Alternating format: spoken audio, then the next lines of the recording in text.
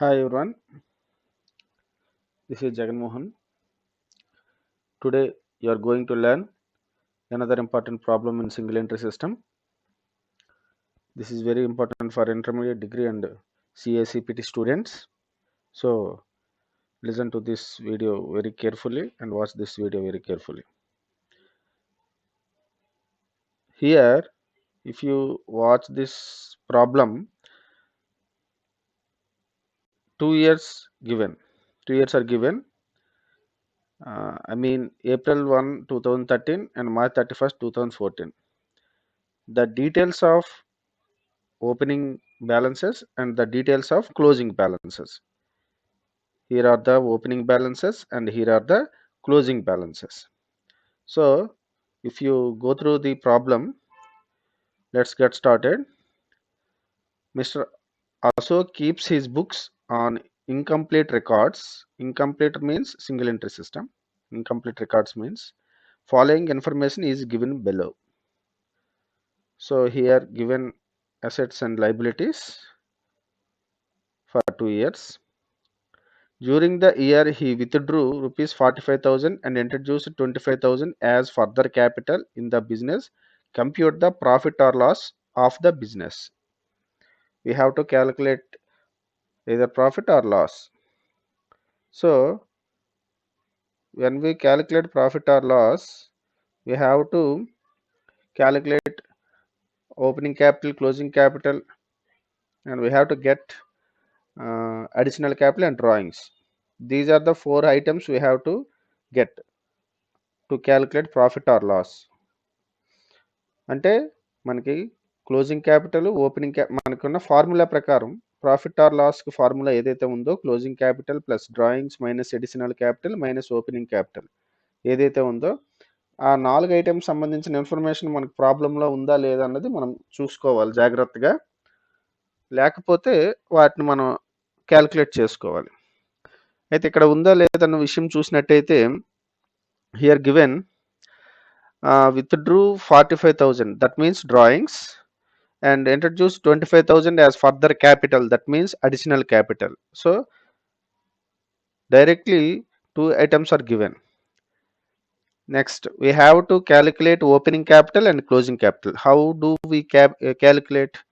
We have to prepare statement of affairs for both years to get opening capital and to get closing capital. అంటే closing capital కనుక్కోవడానికి statement of affairs వేయాలి, opening capital కనుక్కోవడానికి statement of affairs వేయాలి. ఎందుకంటే ఇక్కడ మనకి opening capital కూడా ఇవ్వలేదు ప్రాబ్లంలోని, క్లోజింగ్ క్యాపిటల్ కూడా ఇవ్వలేదు. How can we get opening capital or closing capital? We have a formula, that is capital is equal to total assets minus total liabilities.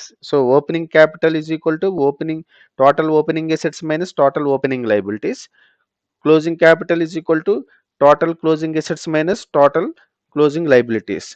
So మనం ఇప్పుడు ఒక స్టేట్మెంట్ని తయారు చేసినట్టయితే అయితే కన్సాలిడేటెడ్ స్టేట్మెంట్ అంటారు, గుర్తుపెట్టుకోండి. ఏకీకృత స్టేట్మెంట్, కన్సాలిడేటెడ్ అంటే ఏకీకృత, అంటే 2 years యొక్క స్టేట్మెంట్ని ఒక స్టేట్మెంట్ రూపంలోనే చూపించేస్తాం. సో దీన్ని కన్సాలిడేటెడ్ స్టేట్మెంట్ అంట. If you watch this solution, look at this carefully. ఇక్కడ చూసినట్టయితే మనకి మామూలుగా లైబిలిటీస్ ఎసెట్స్ ఇంతవరకు అమౌంట్ కాలం మనకు ఒకటే ఉండేది. This is not inner column or outer column. మనం బ్యాలెన్స్ షీట్ వేసేటప్పుడు కానీ, trading and profit and loss account వేసేటప్పుడు కానీ ఇన్నర్ కాలం అవుటర్ కాలం వేసేవాళ్ళం. ఇవి ఇన్నర్ కాలం అవుటర్ కాలం కాదు, బోత్ ఆర్ రియల్ కాలమ్స్. అంటే ఇప్పుడు మనకి డబుల్ కాలం క్యాష్ బుక్, ట్రిపుల్ కాలం క్యాష్ బుక్ చేసేటప్పుడు క్యాష్ బ్యాంక్ కాలమ్స్ ఏ విధంగా మెయింటైన్ చేసేవాళ్ళం, 2 బ్యాలెన్సెస్ కూడా చాలా ఇంపార్టెంట్ మనకి. సో ఆ విధంగా ఇక్కడ జాగ్రత్తగా గమనించండి. ఒకసారి హెడ్డింగ్ మీద చూసినట్టయితే books of mister Ashok statement of affairs as on అని ఇవ్వడం జరిగింది. సో ఇక్కడ ఓపెనింగ్ April 1, 2013, April 1 అన్న January 1 అన్న ఓపెనింగ్ అది. March 31, 2014 ఇయర్స్ మారే ఒకసారి గమనించినట్టయితే. అంటే April 1, 2003 opening balances and March 31, 2014 closing balances. ఈ రెండింటిని మనకి ఇవ్వడం జరిగింది ప్రాబ్లంలో, బ్యాలెన్సెస్ ఇవ్వడం జరిగింది, అంటే assets and liabilities balances. If you look at these things, so cash in hand, cash at bank etcetera. So ఇప్పుడు మనం చూసినట్టయితే వెయిట్ ఎ మూమెంట్.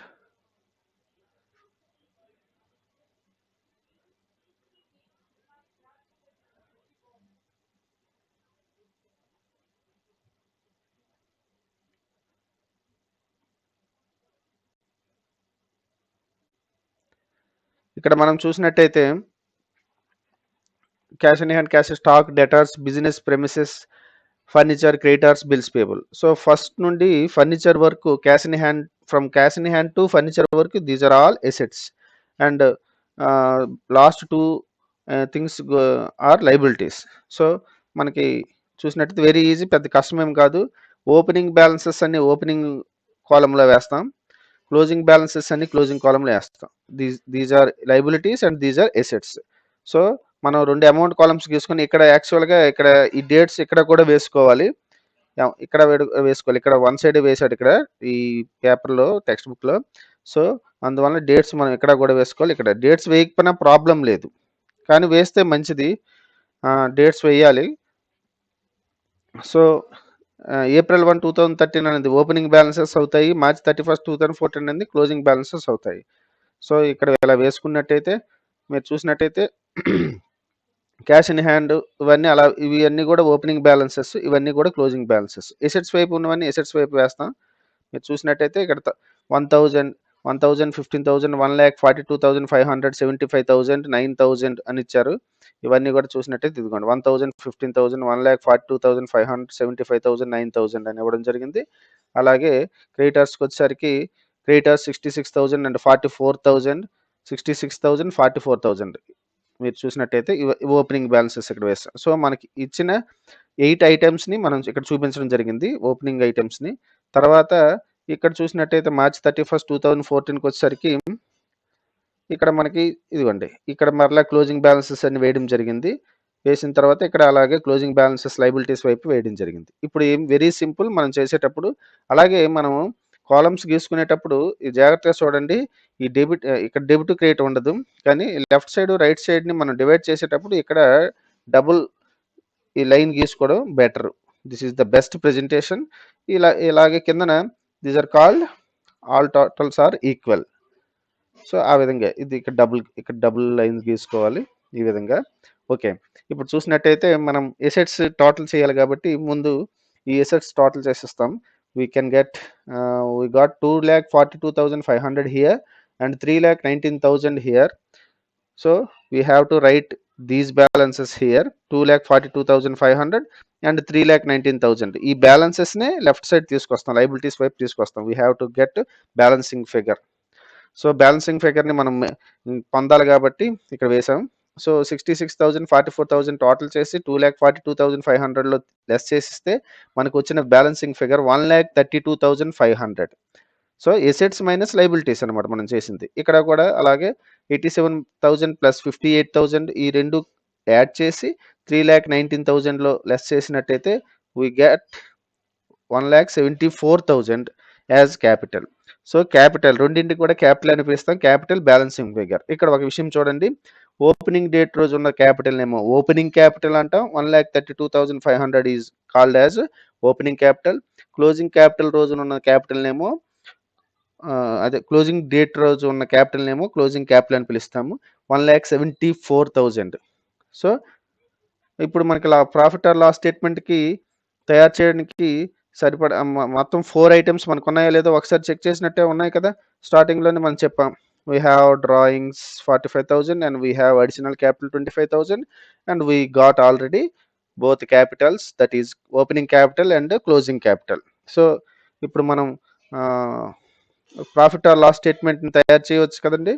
చూద్దాం, ఇది ప్రాఫిట్ ఆర్ లాస్ స్టేట్మెంట్ తయారు చేసినట్టయితే statement of profit or loss for the year ended March 31, 2014 last ending date వేయాలి. ఇక్కడ వేసినట్టయితే మనం కనుగొన్న క్లోజింగ్ క్యాపిటల్ ఏదైతే ఉందో ఆ క్యాపిటల్ ఇక్కడ చూపించడం జరుగుతుంది. Closing capital 1,74,000.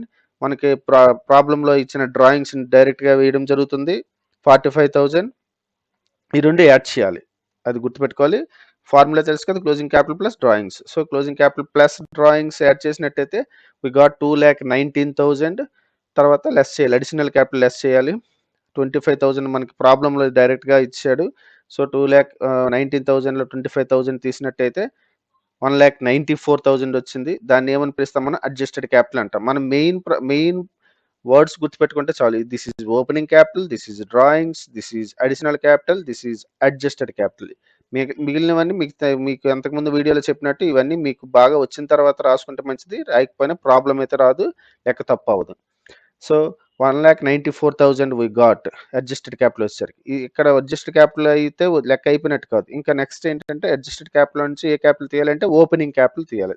ఓపెనింగ్ డేట్ రోజు ఉన్న క్యాపిటల్ ఓపెనింగ్ క్యాపిటల్ అంటే ఇది కూడా మనం కనుక్కోవడం జరిగింది. That is 1,32,500. So 1,94,000 minus 1,32,500 is equal to 61,500. So this is called as profit. So this is the entire problem. So జాగ్రత్తగా మీరు గమనించినట్టయితే we have to get opening capital and closing capital.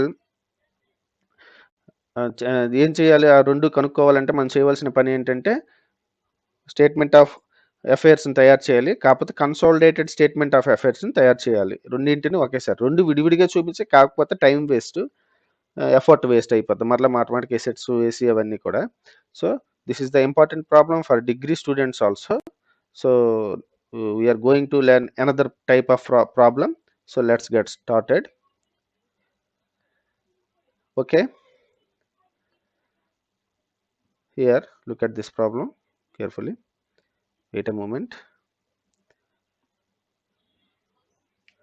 Okay, Mr. Shankar keeps his books under single entry system and the following information is available from his records. Single entry system ఇదండి word ఉంది కాబట్టి ఇది. So this problem belongs to single entry system. చేశాడు, అతని యొక్క information కింద ఇవ్వడం జరిగింది. Plant, furniture, stock, out standing expenses, creditors, bank balance. ఇప్పుడు ఇక్కడ మనం చేయవలసింది ఏది? Which is asset, which one is asset and which one is liability. So we have to identify that is enough. So అది సరిపోతుంది మనకి. ఆ ఎసెట్ లయబిలిటీస్ చేస్తే ఐడెంటిఫై చేస్తే సరిపోతుంది. ఇప్పుడు చూద్దాం ఇంకేం ఇన్ఫర్మేషన్ మనకి ఇవ్వడం జరిగిందో.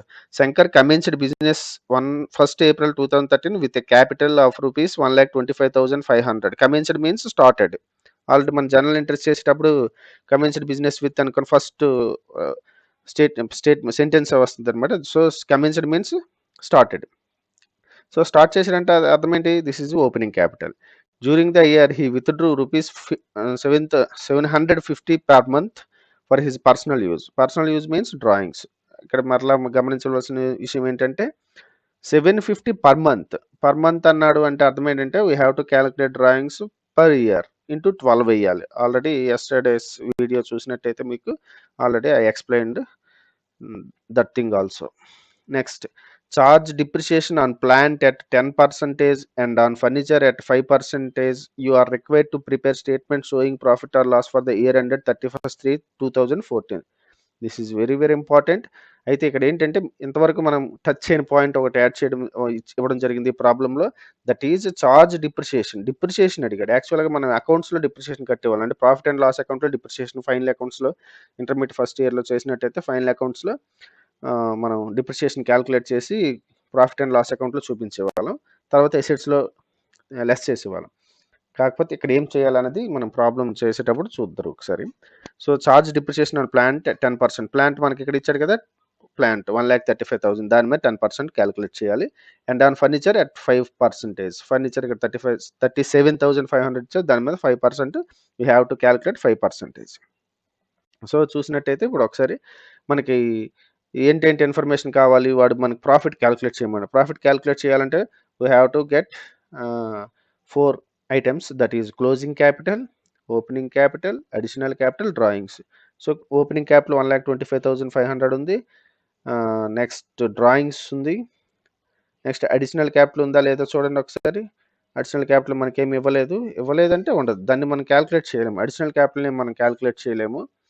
సో క్లోజింగ్ క్యాపిటల్ మాత్రం మనం క్యాలిక్యులేట్ చేయాలి. క్లోజింగ్ క్యాపిటల్ క్యాలిక్యులేట్ చేయాలంటే ఏం చేయాలండి? మనం స్టేట్మెంట్ ఆఫ్ అఫైర్స్ని ప్రిపేర్ చేయాలి. క్లోజింగ్ క్యాపిటల్ చేయాలంటే statement of affairs is nothing but capital is equal to assets, total assets minus total liabilities. So మనకి ఇచ్చిన ఎసెట్స్ని యాజ్ ఇట్ ఈజ్ చూపిస్తాం. ఇక్కడ ఒక చిన్న అడ్జస్ట్మెంట్ చెప్తాను, జాగ్రత్తగా వినండి.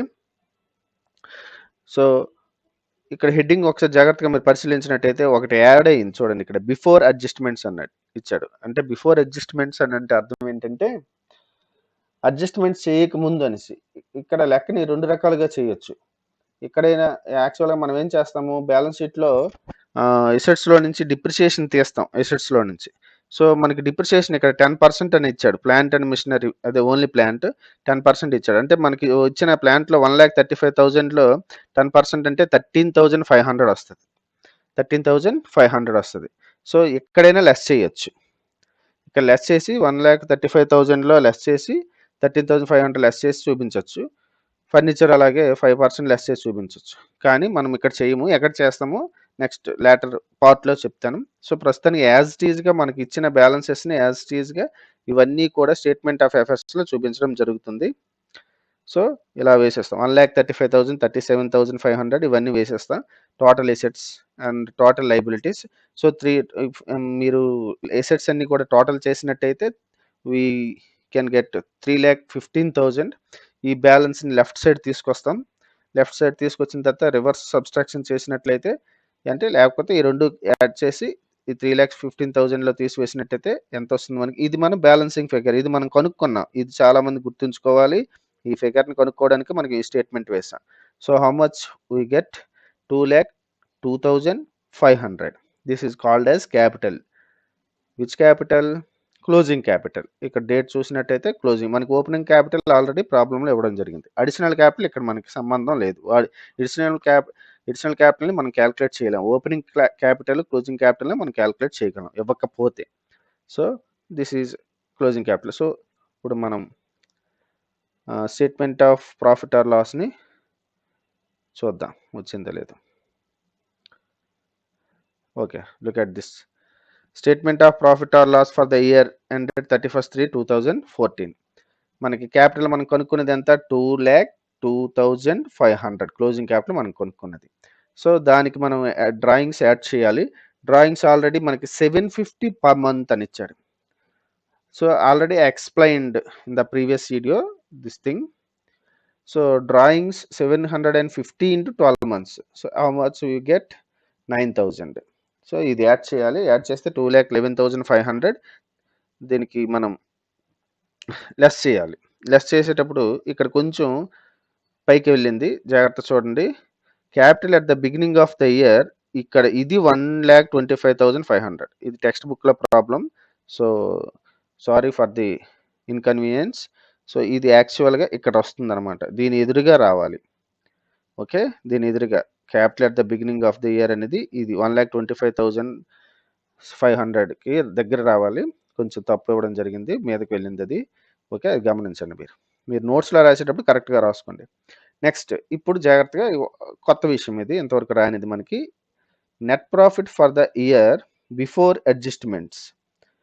సో, యాక్చువల్గా ఏంటంటే ఇది 84,000.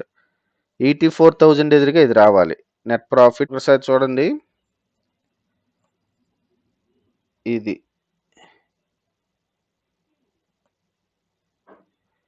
1,27,500. ఇది ఓపెనింగ్ క్యాపిటల్. ఈ 2,11,000లో నుంచి 1,27,500 తీస్తే 84,000. So, this is called as 84,000కి ఏం పేరు పెట్టామంటే నెట్ ప్రాఫిట్ కాదు, యాక్చువల్గా ప్రాఫిట్ అని రాయండి. అది నెట్ ప్రాఫిట్ రాసిన తప్పలేదు. బిఫోర్ అడ్జస్ట్మెంట్స్ అని రాయాలి. మనం రాయవలసింది ఏంటి? ఈ డేట్లన్నీ వేయొద్దు, ఏం ప్రాబ్లం లేదు డేట్స్. ఎందుకంటే ఇక్కడ డేట్ వేస్తాం కాబట్టి మీరేం డేట్స్ వేయని అవసరం లేదు. కన్ఫ్యూజ్ అవుతారు అంతే. డేట్స్ వేయడం వల్ల కన్ఫ్యూజ్ అయ్యి తప్పు చేసే అవకాశం ఉంటుంది. సో, డేట్స్ లోపల డేట్స్ వేయవలసిన అవసరం లేదు. సో, 84,000 ఇది జాగ్రత్తగా గమనించండి. Less depreciation on plant. ఇప్పుడు మనం ఆల్రెడీ మీకు స్టేట్మెంట్ ఆఫ్ అఫైర్స్లో డిప్రిసియేషన్ తీయలేదని చెప్పాం కదా. సో, ఇక్కడ లెస్ చేశాడు. అక్కడ లెస్ చేసినా ఇక్కడ లెస్ చేసినా సేమ్ ఆన్సర్ వస్తుంది అనమాట. Depreciation 13,500. Depreciation on furniture 1,875. So, ఈ రెండింటిని యాడ్ చేసి ఇక్కడ చూపించడం జరిగింది. లెస్ చేయాలి. ఎప్పుడు కూడా మనం suppose if you take this as gross profit, కానీ గ్రాస్ ప్రాఫిట్ కాదు, ఓన్లీ ప్రాఫిట్ అని రాసినా పర్లేదు, నెట్ ప్రాఫిట్ బిఫోర్ అడ్జస్ట్మెంట్స్ అని రాసే పర్లేదు. దీన్ని మనం గ్రాస్ ప్రాఫిట్ అనుకున్నట్టయితే గ్రాస్ ప్రాఫిట్ నుంచి డిప్రిసియేషన్ తీస్తాం కదా, సో ఆ విధంగా 2 డిప్రిసియేషన్ కలిపి తీయడం జరిగింది. సో మనకు ఒక ఫిగర్ వచ్చింది 68,625. This is called as net profit for the year after adjustments. So before adjustments, after adjustments. ఇదే ప్రాబ్లం మనం మరొక విధంగా కూడా చేయొచ్చు. ఇక్కడ మనం క్లోజింగ్ క్యాపిటల్ కనుక్కున్నాం కదండి, ఈ రెండింటిని మనం స్టేట్మెంట్ ఆఫ్ అఫైర్స్లోనే తీసివేసేసి, అంటే ఒకసారి చూడండి,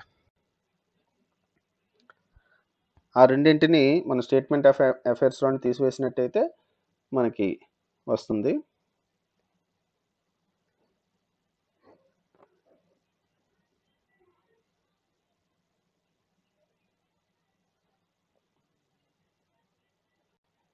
ఇక్కడ ప్లాంట్లో నుంచి డిప్రిసియేషన్ తీసి, ఫర్నిచర్లో నుంచి డిప్రిసియేషన్ తీస్తే ఇక్కడ టోటల్ మారిపోతుంది, ఇక్కడ క్యాపిటల్ తగ్గిపోతుంది.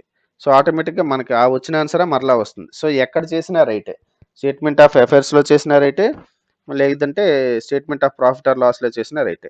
కాకపోతే ఒక విషయం గుర్తుపెట్టుకోండి, ఇది మీకు కొంచెం అడ్వాన్స్ ప్రాబ్లం, ఎవరికి ఇంటర్మీడియట్ వాళ్ళకి అడ్వాన్స్ ప్రాబ్లము.